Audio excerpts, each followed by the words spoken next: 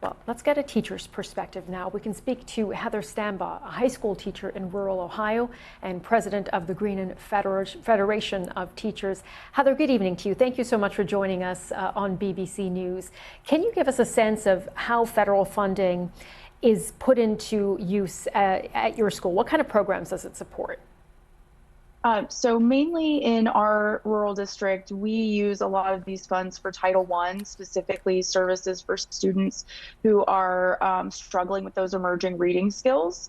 We also use funds from the federal Department of Education to help us pay for special education teachers or to subsidize some of those salaries so that we can provide more of those teachers. Once it trickles down, it could also help provide aids if we have students with severe needs that require a one-to-one aid.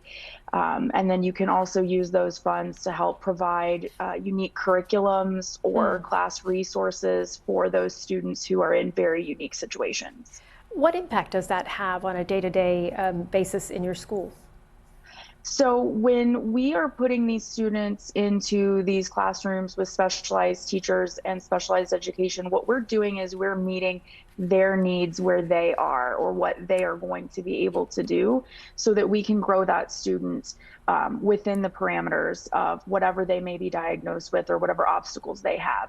So if we did not have these funds, local districts are responsible then for trying to recoup these funds. And when you take a look at funding structures, especially in places like Ohio, we are still very much dependent on property tax. And so rural areas are dominated by farmers with large farms, right? And it's smaller populations of, say, renters, and they're not paying property tax. They're not paying income tax if we don't have it either. Right, that affects, of course, the resources that you can receive.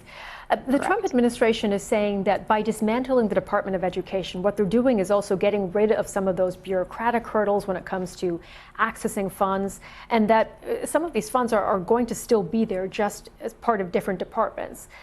Would that change things for you?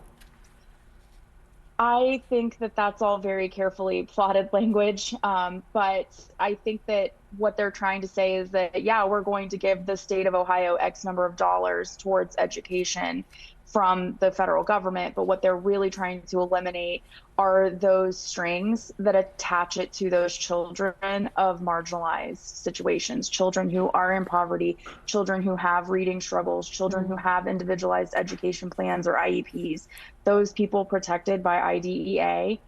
If they just give blanket money through a different department, it does not hold the criteria that we are required to prove our need and to prove that we're providing the services. So this is also a ploy to expand vouchers. When you talk about, reading and math levels, we have seen on a national level that the numbers are pretty troubling. And I saw that you said that you actually have high schoolers who are reading well below a 9th grade level.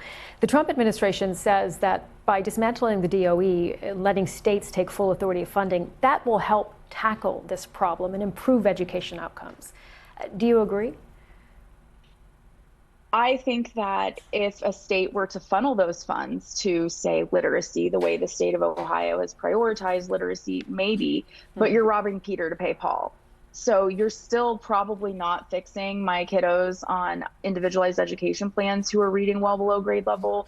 You're just playing a shell game with where the money's actually going. And Ohio has already if you look, Governor DeWine was there celebrating this. We know that public education is under attack in Ohio, and the goal is to expand privatized education. And that's really what we're trying to do, is cut the strings that exist from federal funding so that they can funnel funds in those places. What do parents there think? What are they telling you?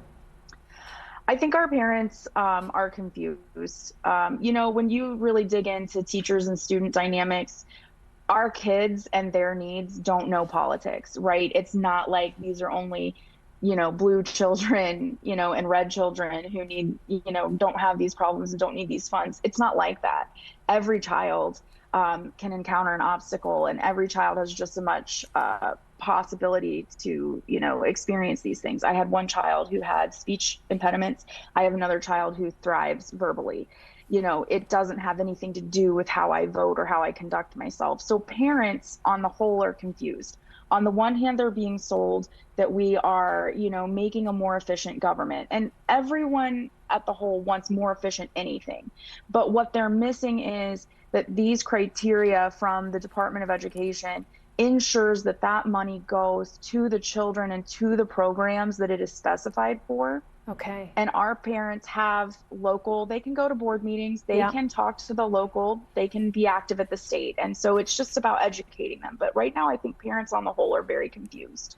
All right, Heather Stambaugh, really interesting to get your perspective, the perspective of a teacher, of course, in rural Ohio. Thanks so much for joining us tonight on Thank you BBC so much. News.